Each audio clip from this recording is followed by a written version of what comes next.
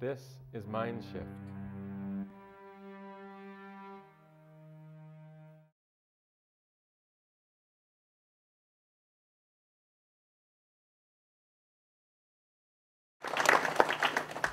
So, our first speaker today is Dr. Rudy Shield, and Rudy is a astrophysicist and cosmologist at the Harvard-Smithsonian Center for Astrophysics, and we've had the privilege of working with Rudy for many, many years, and most recently he's become the editor-in-chief of the online Journal of Cosmology, which, if you haven't checked that out yet, it's a really fabulous online journal of all the greatest leading-edge things in cosmology and all related fields, consciousness, and you could spend years going through the wonderful articles and publications that are listed there. Rudy's doing a great job.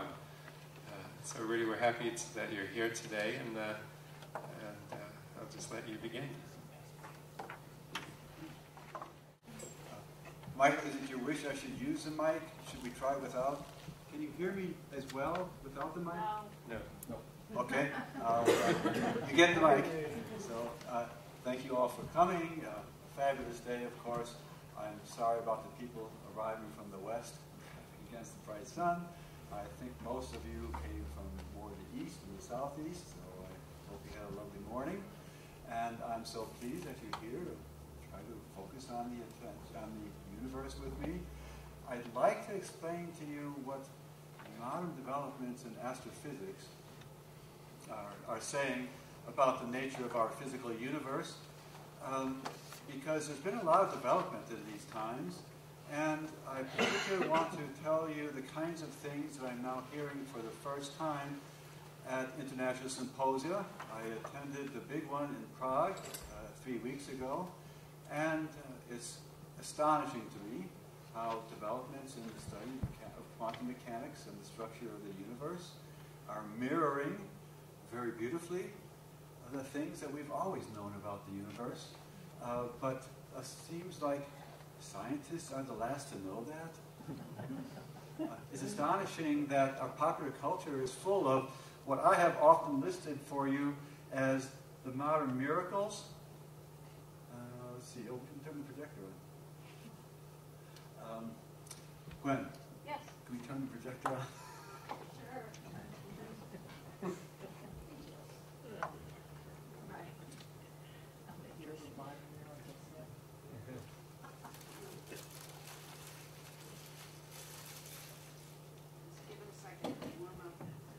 Okay, I'll tread water. Our civilization, through its religion and cultural institutions, has long known that there are many things that are very, very difficult to explain with our science. I'm talking about things like telepathy. I'm talking about things like remote viewing, near-death experiences. What about ghosts and fairies in the garden? What about astrology? And I think you all know that science approaches them by ignoring them. Just 2 days ago, I saw on BBC News an article about how, some scientist has now proved that the near-death experience is a result of oxygen deprivation in the brain. And therefore, science now has a convenient excuse for not talking about it anymore. Just pretending it doesn't exist. It's just oxygen deprivation here. Also, you know that the O'Hare UFO sighting of 5 years ago now, I suppose it is, was just a hole punch cloud. Right. A what? Hole punch cloud. Nobody ever heard of a hole punch cloud until they needed some excuse for not dealing with a UFO sighting over an active terminal and runway at O'Hare Airport at the busiest time of day, cited by many people in the airline industry operating aircraft and concerned about what interference of our airspace does this represent. And the FAA's position is it didn't exist. Okay, that's how our civilization deals with what I've now listed for you as the modern miracles. past lives, near-death experiences, telepathy, UFO sightings, abductions, precognition, crop circles, remote viewing, astrology, orbs and balls of light, ghosts, parapsychological experiments, all of those things we deal with as they don't exist. That's the official science community's result. And I think you know that if I, as a working Harvard-Smithsonian scientist, raise my hand and say in the seminar room, well, what about the UFOs? I will not be invited to the seminar room. That is a science position. That's where we are. And what do we do about it? Well, science has brought to the table a bunch of interesting tools now. We're now talking in science about dark energy. We talk now about wormholes, black holes, and I hope to persuade you before the day's over that actually the magnetic variant of the black hole, called a MECO, magnetic eternally collapsing object, is really the thing that we want to talk about because, you know, black holes has always been a theoretician sport until now, but we're now actually making observations of them. And observations say that the thing theoreticians talked about lacked the important magnetic fields that dominate the structure of the object, and they've missed the story. And then we have two different flavors of dark matter. Actually, this is now discovered. Dark matter, we now see its light, and so there's been a sea change in the study of dark matter. Okay, so you're my guy. I am your thinker. Thank you, Don. Now, I want to show a picture of what is turning out to be the nature of the structure that black holes make. However, the object here is not technically a black hole. This is a neutron star, and it has excited this nebulosity in the death throes of a star. Had this star been a little bit more massive, it would have actually made a black hole. And we therefore infer that the structures made by the black hole are very similar. And Don, if you can go back 2 slides, backwards. Backwards. The other, and one more. This is, which was to be my introductory slide, is actually what we are finding is at the innermost area of the black hole. I'm talking about, this is a tiny black hole here, and it is surrounded by this magnetic field, which I've just shown schematically because you can't see it. Everything else on this slide is visible. It emits light, and we have detected the light from it. Also seen on this are the jets, which come out of the poles. The black hole is rotating this way. It is called a MECO, magnetic collapsing unit, but you will occasionally hear me slip into the word black hole, but for the rest of this talk, I mean a MECO, the magnetic variant. And what's happening is that the magnetic fields now abrade against the inner edge of what's called the accretion disk. Now, the accretion disk is junk falling in from space, and it's represented by this kind of disk of matter here, and I don't mean this structure. I mean a kind of a dark disk the artist showed on the intersection here. And that matter is attracted by the enormous mass of this thing, which weighs 3 billion times that as much as the sun. And that matter is trying to spiral in, we say in spiral, to the central object. But what happens is that the magnetic field of the spinning central object blows it back out into these wind structures, which are shown here in the deep blue. And these wind structures then are what are seen in optical telescopes. We see where the black hole objects, or the magneto object, is shining on them in the outer part, and so we see a luminous inner part and a luminous outer part, and that's what we actually see. And from that, we can infer that there must be the magnetic field, or else you wouldn't have this wind structure.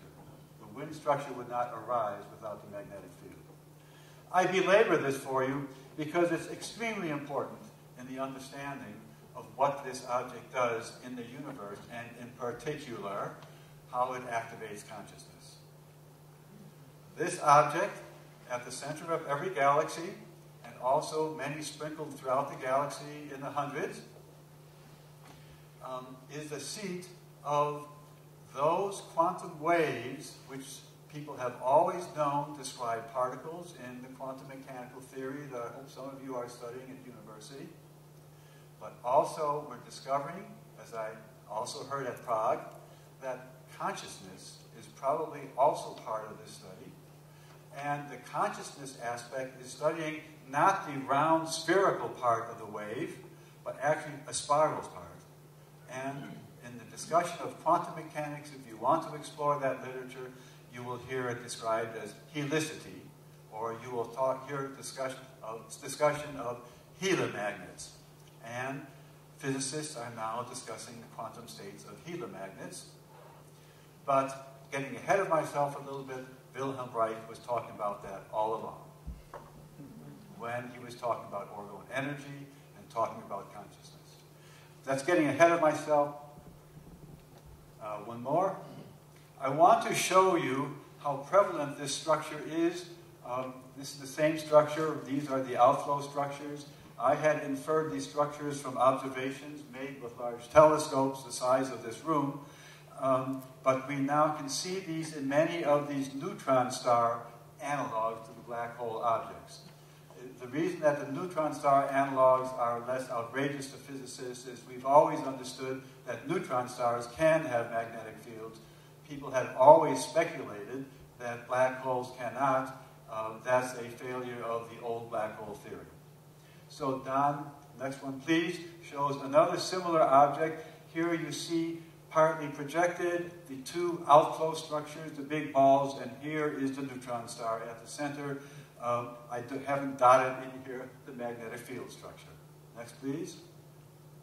Another one of these structures where you don't see the two dumbbells so well. There is a faint star in here, and you see the cylindrical cavity that this has produced, again showing that a round object with a magnetic field can make a cylindrical structure in space. Don, the next one. Here is a very interesting one where I presume the object is seen at more of an inclined angle.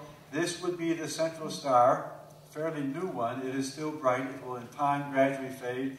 And those of you who have a favorite position to see the screen will see there are faint little shells suggesting that this put out successive puffs of mass, which are now illuminated by the central object. And Don? In this case, we see the object apparently pole on. In other words, we're looking down at its axis.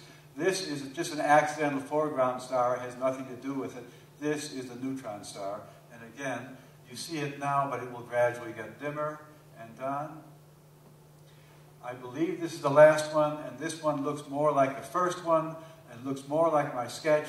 This is the neutron star. This is the double bubble, and the two intersecting bubbles, and the accretion disk matter is along the plane here. So again, the same physics. Matter falling from the outside crashes into all of this, gets caught in an orbiting plane, and gradually tries to spiral to the central object. And I believe there's one more, which I don't have a clue of what this is. So just lest you think I have all the answers, this is my humble statement that, well, there are some things yet to be explained. Here, it's nicely seen that you can see it's rather edgewise, this accretion disk plane, the plane where all the junk is falling to it. The star at the center is obscured by the dust and dirt in this thing. Somebody should clean this out. And then it's producing a double structure, and it might be that these are two jets, or this is a hypothesized X-wing. Needs more work. Down, please. Now, I want to go back and tell you why you're excited about this, not a black hole, it's a MECO object. It's because of the following property. When the universe forms these objects, they're typically formed by a bunch of gas in the universe which is dynamically unstable and collapse from its own weight. That's the standard picture. The new picture is that this collapse does not produce an infinite density event horizon. And the event horizon, presumed at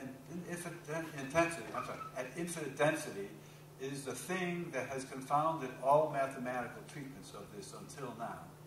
Because mathematics just goes bonkers when you try to go through an infinite density. You can't talk about the continuity of magnetic fields and electric fields and so on through an infinite density boundary. And if you read the literature, and in particular the controversies between Steve Hawking and Leonard Susskind, if you pick up those books, you will put them down real quick because they are so esoteric that I can't understand them, or I don't believe them. My God wouldn't make that universe. So what happens instead is that when this thing is collapsing, quantum mechanics saves the object from making infinite density. What happens is that spontaneous pair creation, that is electron-positron pairs, form and almost instantly unform, but in their formation and during that microsecond in which they exist, they create a pressure sufficient to stop the infall. And so you get, instead of an infinite density surface, you get a very high density, very high pressure, very high temperature, very high quantum effect surface. The surface that you get is extreme in every property that nature knows how to make for us. Extremes of, as I said, temperature, density, magnetic field strength, quantum effects, extremes of everything. And that means also they are logically the home of extremes of quantum mechanical behavior. And these are the places which many people have often intuited must exist and call them white holes. So where you have a black hole, you actually have a white hole of this dark energy. And that's where the quantum effects resolve. So a black hole in mass universe is actually a kind of a white hole in spiritual space or quantum mechanical space. Same thing. And I'd like to explain to you how they are so important in our understanding what is it in the universe that stores memory, because it will turn out that these objects are nature's hard drive. They store all information of the history of the universe. And this happens in the following way.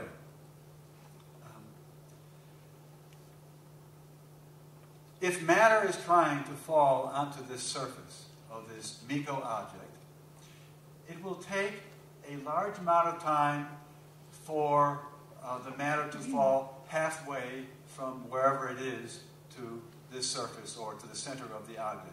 And we're going to do a kind of a Xenos paradise argument, if you know what that means, or if you remember that.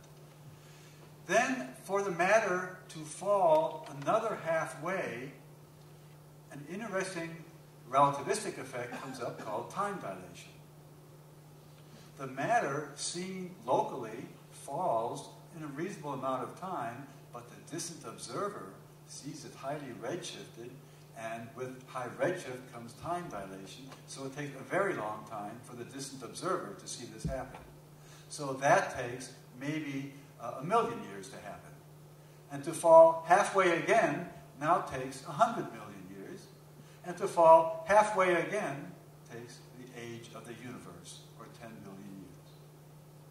And so the infall seen by the distant observer never falls in entirely. And so the material is piled up, and it is seen by the distant observer at all different redshifts. So that even if you shine a laser to this thing, well, the laser will approach the object, but as seen by the distant observer, it will gradually become redshifted more and more and more, and move slower and slower and slower, and never really get in there. And so the surface, because the light propagation speed exceeds the age of the universe, the distant observer at light speed cannot be in contact with the contents, the interior solution or the interior state of the black hole, MECO.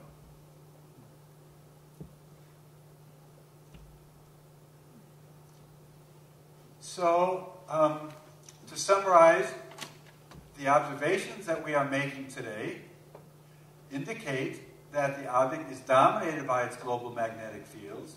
We see that in the structures that emit light from the object. The collapse does not happen to the classical event horizon that everybody's talking about. Instead, it's stopped by these quantum mechanical processes of pair production. And now something new I want to tell you about is what also comes out of this thing, because this is where we get what are called emergent properties entering our universe from the inside of the object. Now I told you that nothing crosses this boundary as seen by us, the distant observer, because the time it takes is too long and relativistic time dilation forbids it. However, other things in the universe propagate faster than light. No booing, please. I understand you heard the first day of graduate school that nothing goes faster than the speed of light. I heard that too. I heard it from Nobel Prize winner Chandrasekhar. He was one of my professors at the University of Chicago. However, experimentally, we know that quantum effects propagate faster than the speed of light. And not a little bit faster. They've been measured at 10,000 times faster than the speed of light. And they just can't be measured faster than that because it's too difficult a technical challenge. Remember, you can't send a laser signal anymore to measure this thing because it's happening faster than the speed of light. And so you have to do it with carefully calibrated atomic clocks and all that complicated stuff. It has been done. It has been shown that two particles whose quantum mechanical states are correlated because they recently collided can be measured at distances 60 miles apart from each other, and the spin change that accompanies these particles can be detected at 10,000 times the speed of light. So forget what they speculated about 30 years ago or even 10 years ago. It's now experimentally confirmed, not by me, by European scientist Szilard, if you want the name, as observationally correct. Now, this being the case, objects traveling much faster than the speed of light, and perhaps instantaneously, we now understand that we can be in contact mentally and as quantum states with the contents of the black hole. We also know that the black hole is in the spiritual space, or into this quantum space, it's a white hole. In other words, it's a very powerful source of something, quantum information of all kinds. And as such, it might be a place where any cosmic intelligence guides our universe. Is this getting interesting? It might be, and probably is, a place and a machinery for cosmic intelligence to be actively guiding our universe. So, for example, when we go to church and pray, what happens to that prayer? As information, it can go to the interior of the black hole at the center of our galaxy. And if some cosmic intelligence wants to answer that prayer, it could do it. And we have long known, in quantum mechanical theory, that the universe always seems to be giving us these emergent properties. And emergent properties is a way of saying, but we can't really know anything more about them because they're too complicated. So emergent properties, in the shortest version, is butterfly flaps its wings and 3 days later there's a thunderstorm in Siberia. We can't trace in detail what happened to those minute little fluctuations in the atmosphere that joined with other effects of other butterflies and dragonflies and the other flies and then passing automobiles and passing airplanes, all of those combining together in an incredibly complex maze of inputs, which eventually, however, produce a thunderstorm over Siberia. So in science, we deal with this by just calling it emergent properties. Things that are so complicated that we can't find simple cause and effect relationship to plug into our computer as inputs and predict what these outcomes will be. Now, I also want to, with my next slide, tell you a little bit about an important aspect of quantum properties that we see in the universe. And I'm calling attention here to the simplest experiment that they do at CERN, and we have done since the 40s era with our cyclotrons and bevatrons and betatrons and all that. And the simple process is we take a particle like a proton seen here and collide it with a proton here and then observe the collision, which is a recoiling photon or a proton or whatever the collision does. The key point here is that in such a quantum process, the outcome is never 100% certain.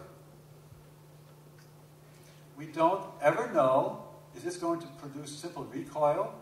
And if it is recoil, what will be the angle of recoil?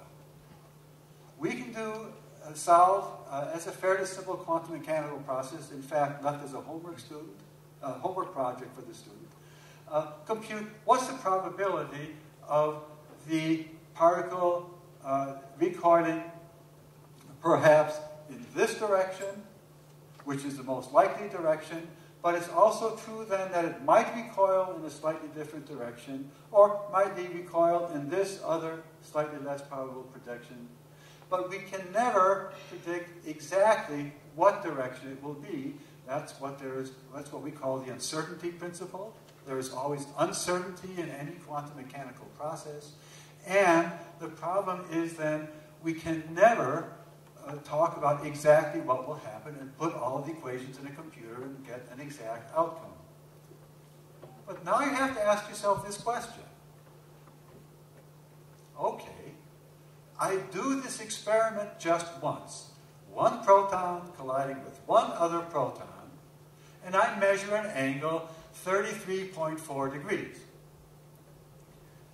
Now, ask yourself, who or what in the universe decided it was going to be 33.4 and not 35.4 and not 32.7?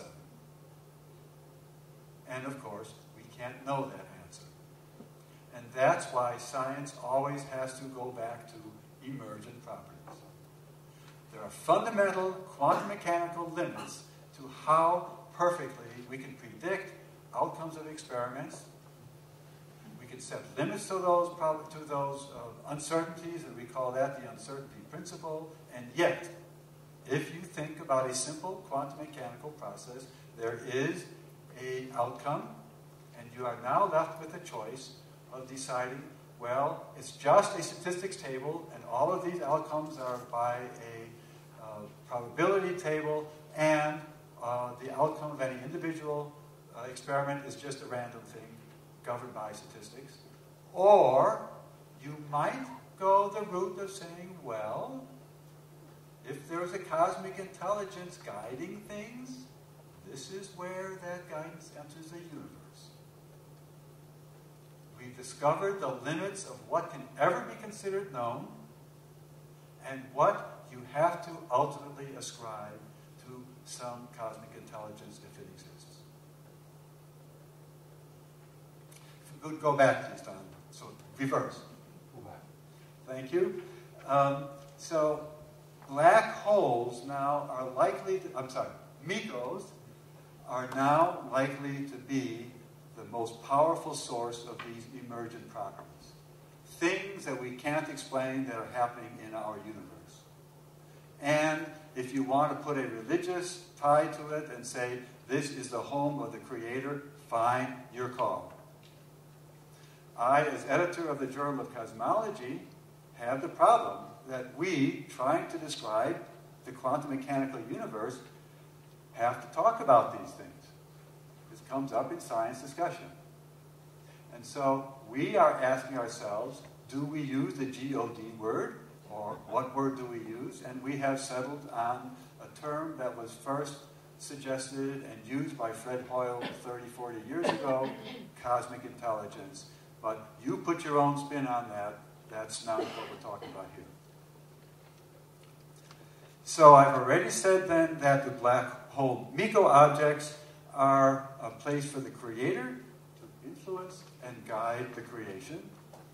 And also, because of this redshift property and time dilation, these become the place in the universe where all information and knowledge is stored. Down next. Next again. Now, the next step in this process is to explain to you how the universe processes information that is stored as quantum waves. And the biggest progress in this was made by scientist, astronaut, Apollo 14, Dr. Edgar Mitchell, who was very interested in this topic after his moon and moon transit experiences, and formulated the quantum hologram idea. And if you want to read all about this, he has a paper with Robert Starrett on Journal of Cosmology's springtime 2011 issue. In other words, if you want to write down Journal of Cosmology, issue 14, volume 14, and it's for April and May 2011. He lays out the entire formulation of how, apparently, the universe stores and transmits information about our human emotions, our existence, and the existence of everything in the universe as these quantum waves. Now, what he's saying is not very different from what quantum mechanics experts in Europe principally devised in the 1920s era. That every electron, every proton in the universe is described by its quantum wave. Nobody has ever been able to talk about what field that wave exists in. Some people are now thinking that it's kind of a very ether-like substance in the universe, and we're wondering about its relationship to dark energy. I have a slightly different spin on it that I'm working on with mathematicians in Europe. And I hope that I have time to talk about these items.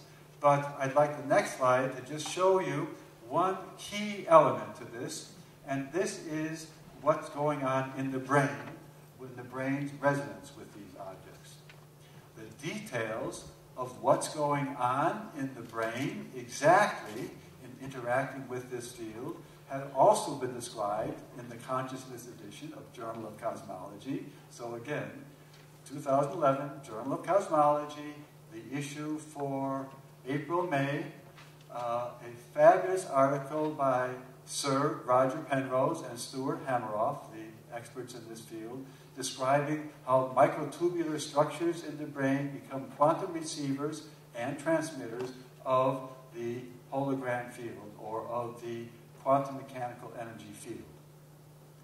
The brain then makes images of the phase relationships or the structures of quantum information, and so the brain creates these brain waves that have been now registered in many schemes of brain study, and Edgar Mitchell describes them as being the vehicle that, at faster than the speed of light, transmits information all around the universe.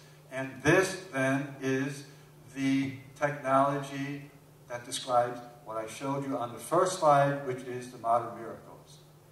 This machinery of the universe, described by Edgar Mitchell, described in the brain by Penrose and Hameroff, and described in black holes by me, now forms the structure that describes, that enables the modern miracles.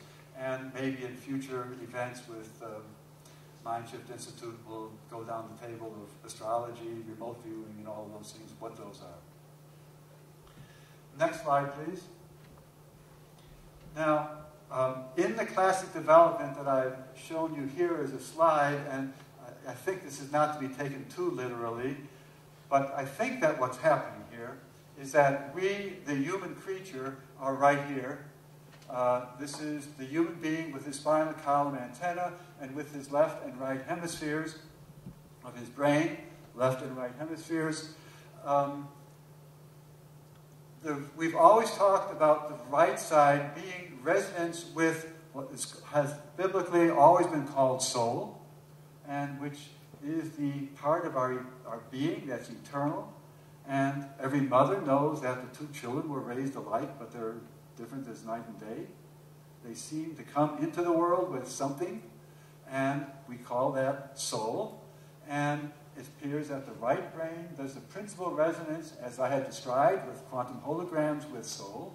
And we don't know what the relationship of soul to the cosmic intelligence is. We have a sense that the left side of the brain, the left lobe, resonates with logic and reason in the universe, with body inputs of pinch and smell and hearing and sight, and that this becomes resonant at the surface of the object. I've drawn here the magnetic field to remind you that you have this surface that's acting as nature's hard drive, and the interior space then is this kind of white hole object of unknown relationship to the cosmic intelligence. And the black hole then has this unknown, we talk about it in our civilization as a wormhole. I talk about it as wave surfing relationship to cosmic intelligence. Next slide.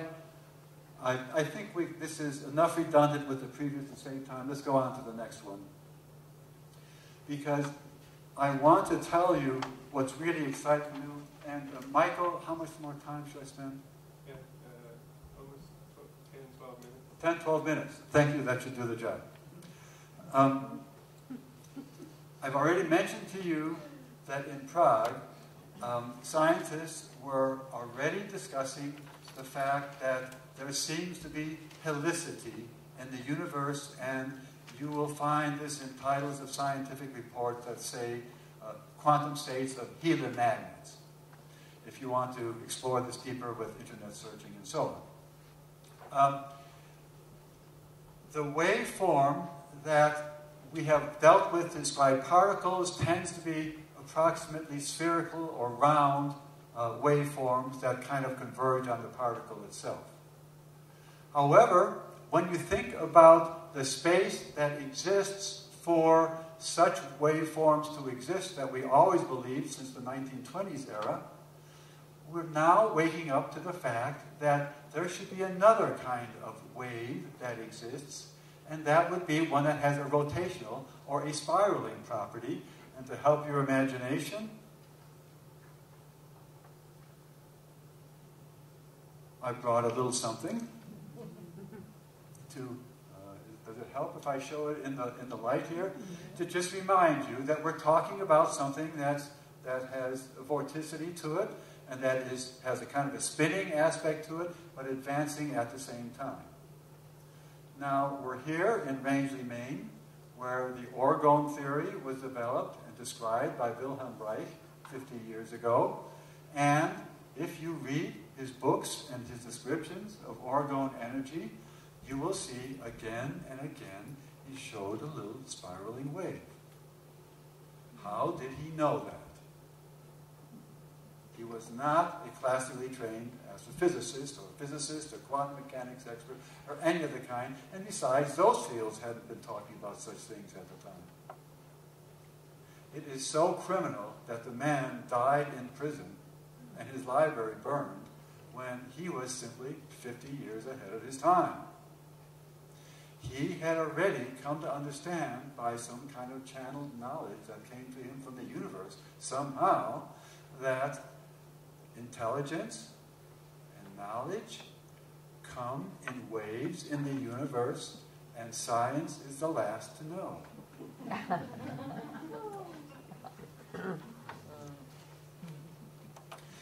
Now, I'd also like to tell you a little bit,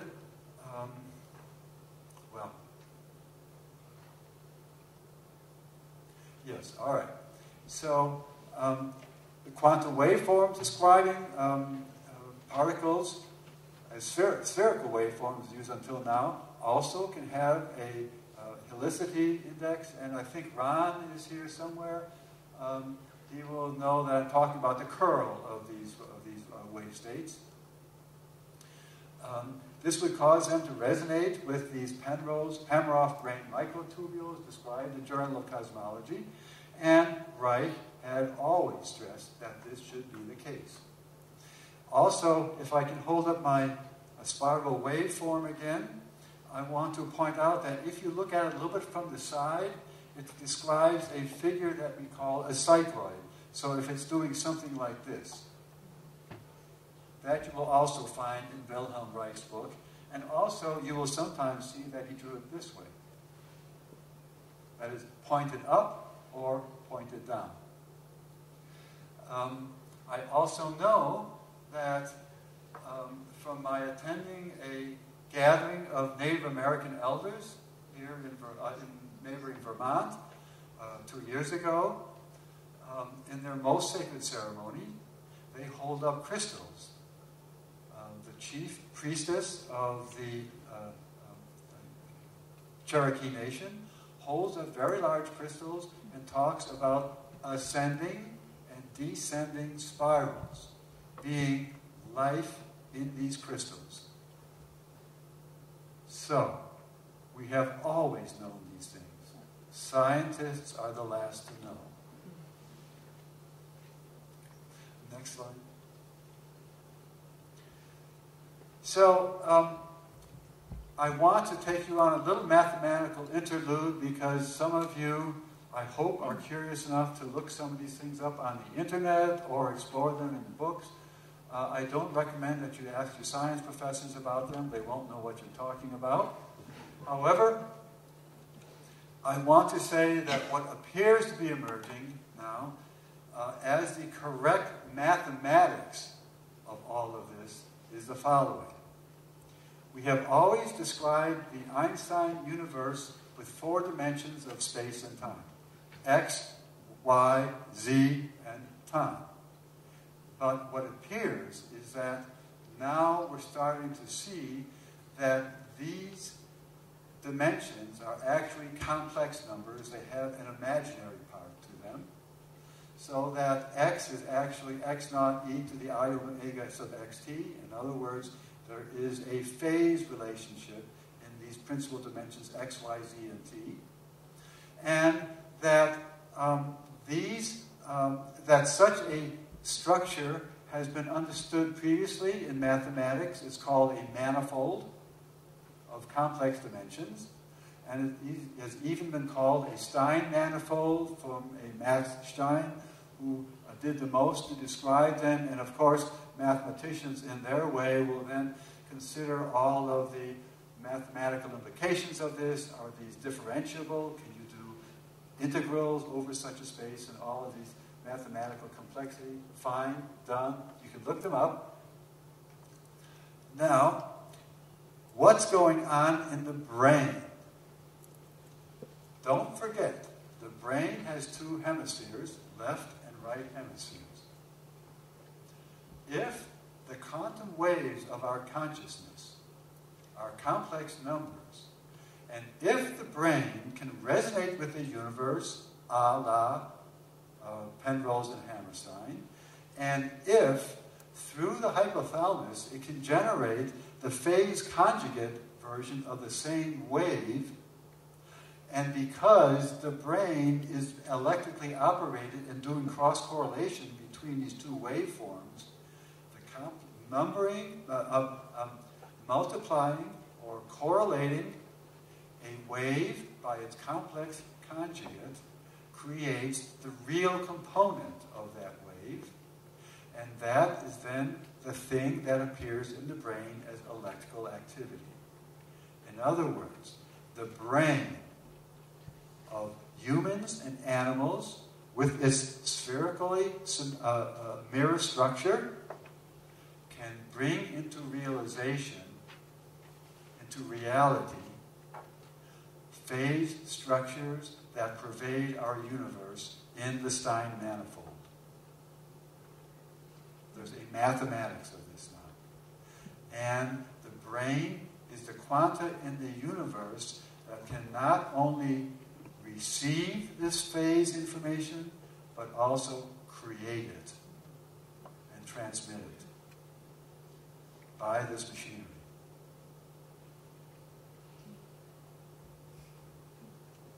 So I wrote here in a sober moment, so the correlation, that is the multiplication and the superposition and multiplication of the two forms, including the complex conjugate in this way, express then the realization of the wave, and it then comes in the brain as electrical activity, and thereon proceeds to the body to coordinate activities and be your consciousness.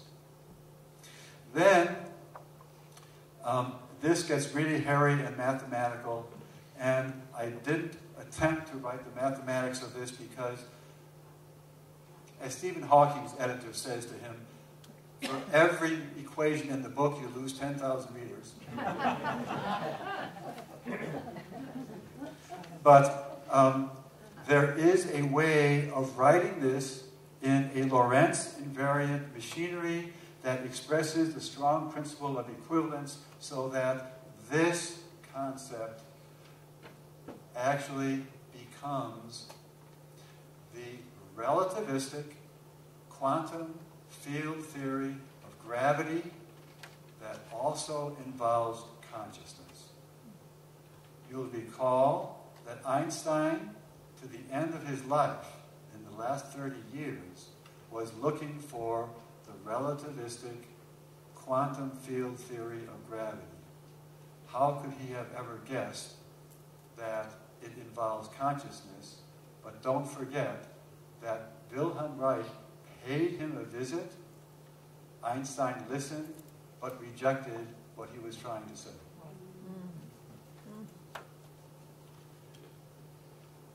Next and final slide, I believe.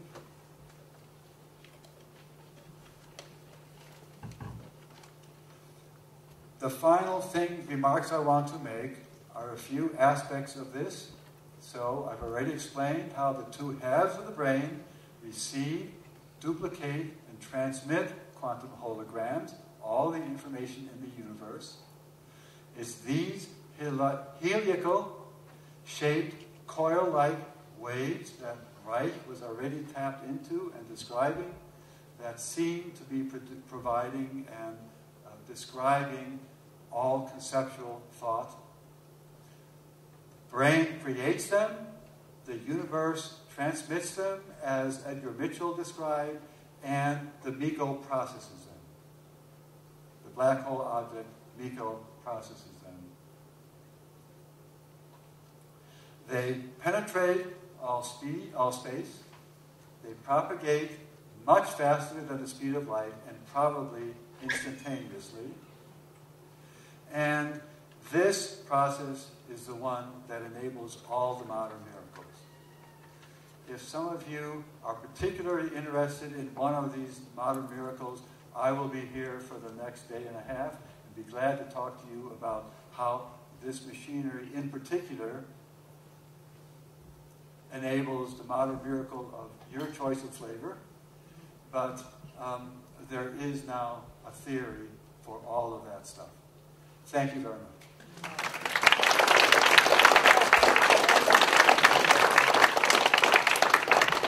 Thank you, Rudy.